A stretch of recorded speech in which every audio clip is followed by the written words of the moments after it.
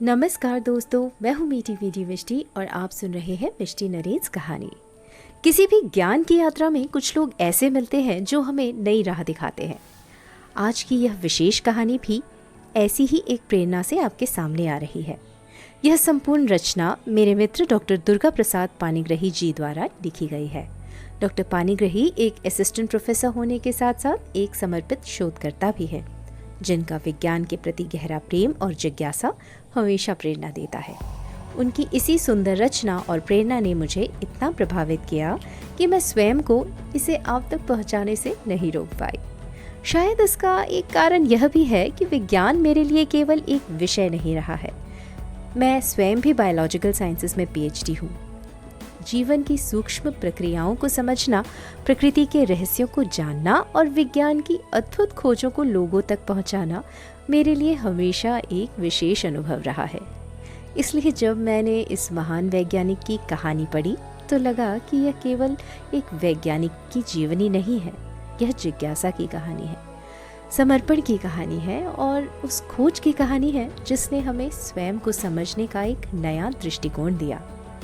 Doctor Durga Prasad Panigrahi जी को मेरा हृदय से धन्यवाद है कि उन्होंने अपनी लेखनी के माध्यम से इस अद्भुत वैज्ञानिक यात्रा को इतना सुंदर रूप दिया।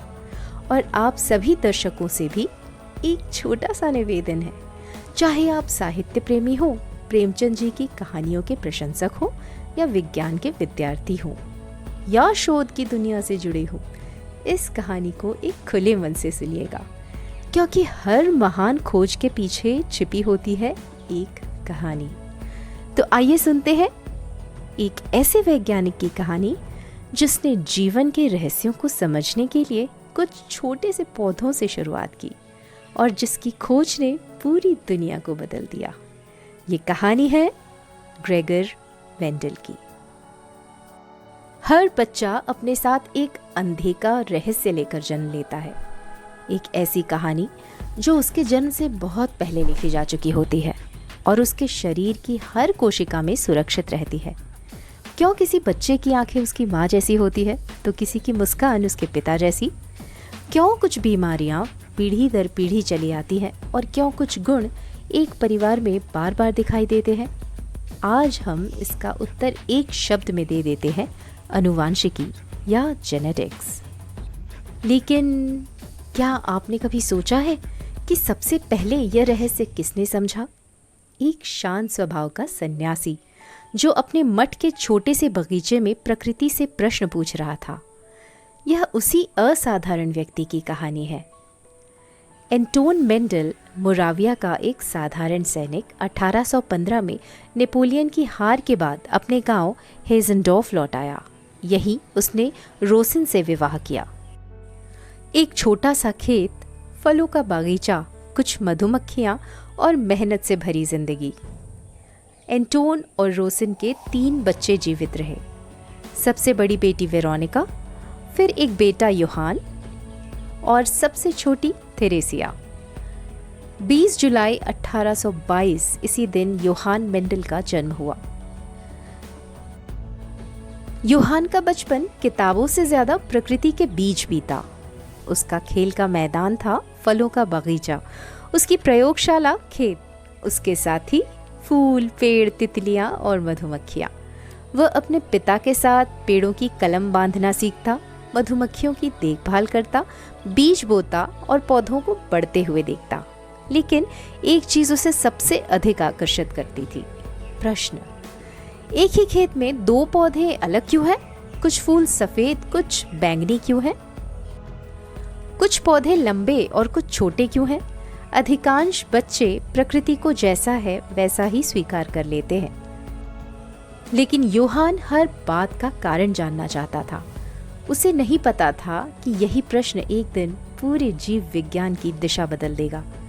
एक दिन उसके शिक्षक ने एंटोन से कहा, आपका बेटा साधारण नहीं है, इसे आगे पढ़ना चाहिए। यह सुनकर माता पिता गर्व से भर उठे, लेकिन उनके सामने सबसे बड़ा प्रश्न था पैसा। योहान घर छोड़कर आगे की पढ़ाई के लिए निकल पड़ा।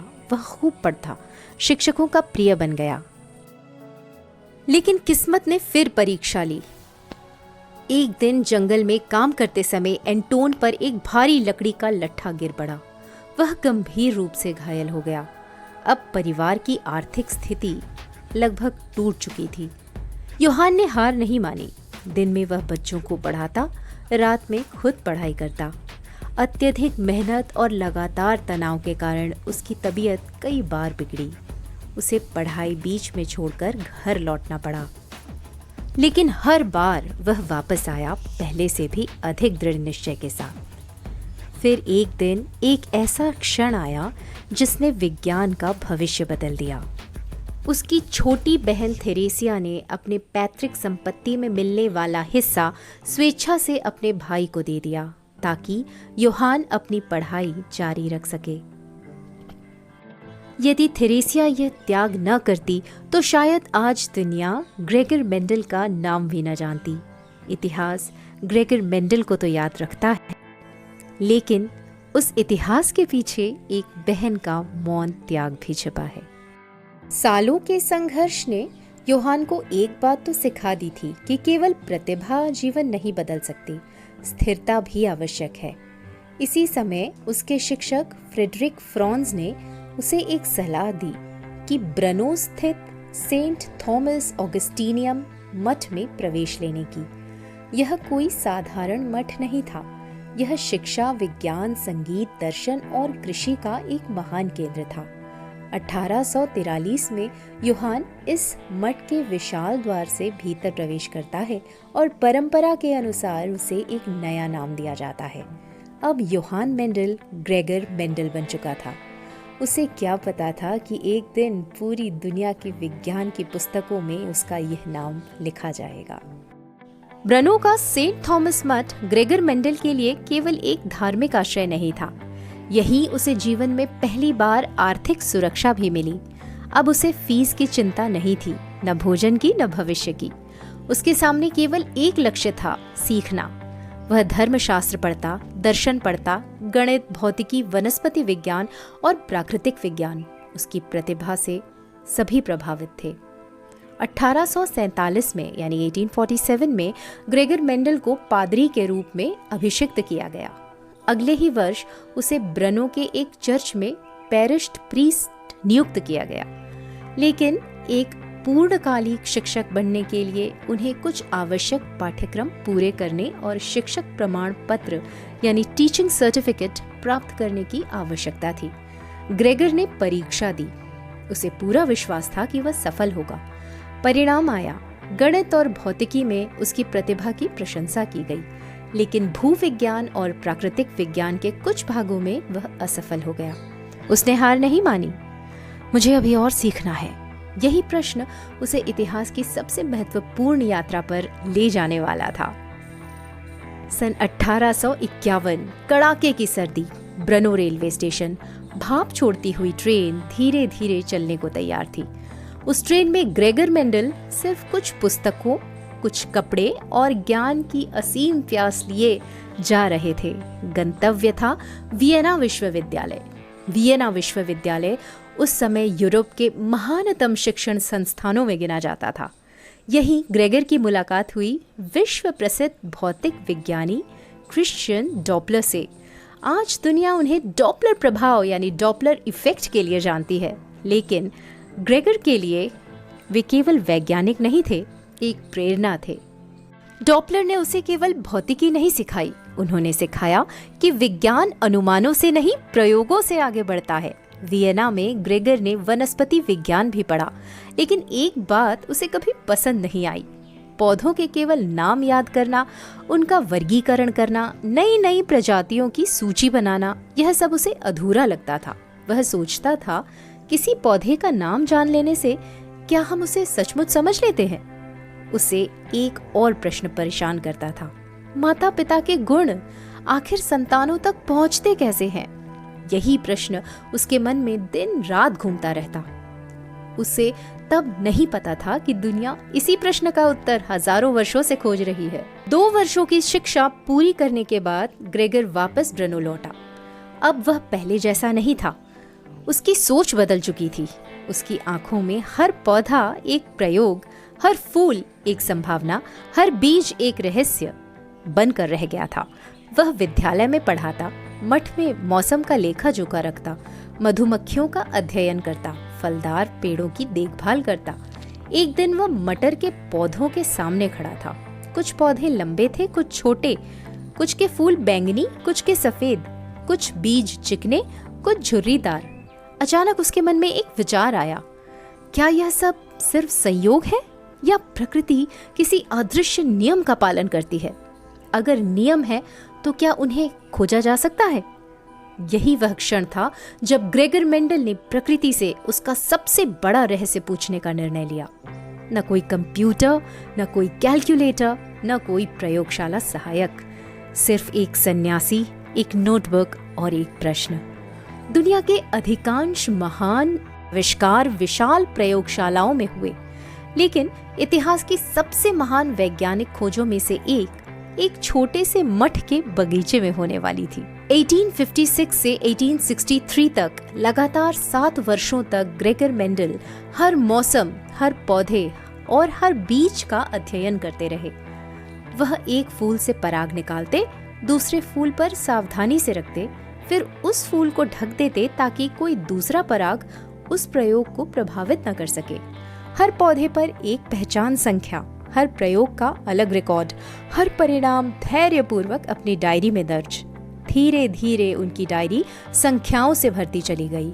7 वर्षों में उन्होंने लगभग 28,000 मटर के पौधों का अध्ययन किया, करीब 40,000 फूलों का कृत्रिम परागण किया और लगभग 4 लाख बीजों की गिनती की। धीरे धीरे संख्याएं शब्दों में बदलने लगी और शब्द एक नियम में। जब उन्होंने एक लंबे पौधे को एक छोटे पौधे से संकरण कराया तो पहली पीढ़ी में सभी पौधे लंबे निकले। छोटा पौधा मानो गायब हो गया था। लेकिन जब उन्हीं पौधों से आती अगली पीढ़ी तो छोटे पौधे फिर दिखाई दिए, और केवल दिखाई ही नहीं दिए, वे हर बार लगभग 3 और 1 के अनुपात में दिखाई दिए। यह संयोग नहीं था, यही क्रम हर प्रयोग में दोहराया गया। बैंगनी और सफेद फूल, पीले और हरे बीज, चिकने और झुर्रीदार बीज।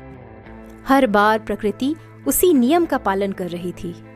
ग्रेगर मेंडल अब समझ चुके थे कि प्रत्येक जीव अपने माता और पिता दोनों से कुछ अदृश्य सूचनाएं प्राप्त करता है।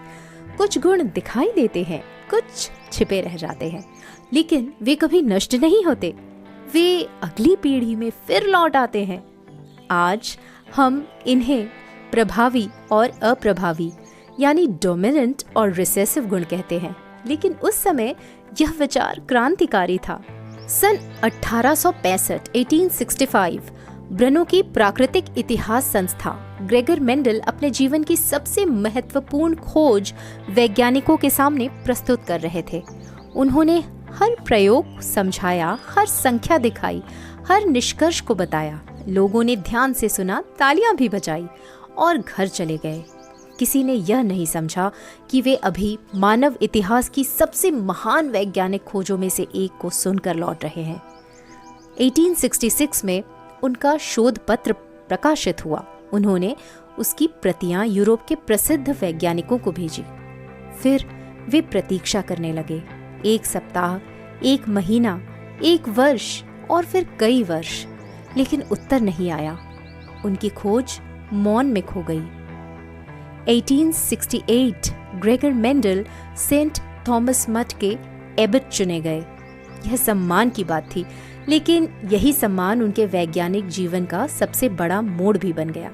अब उनके सामने मठ का प्रशासन था, सैकड़ों लोगों की जिम्मेदारी, बैठकें, पत्र, सरकारी कार्य, कर विवाद, समाज सेवा।